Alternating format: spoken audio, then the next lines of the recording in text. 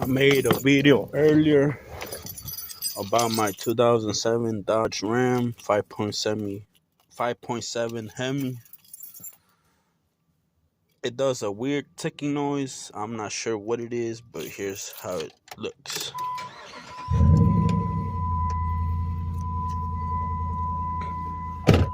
Moment there's no lights on. My oil pressure does go down at times. Check engine comes on and then goes off.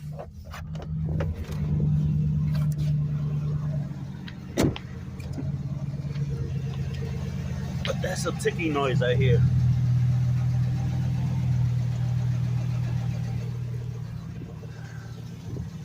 Not quite sure what it is.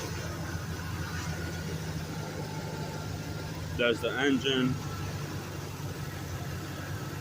They told me it might be the lifters, the camshaft, or an exhaust leak. I'm not too sure, honestly.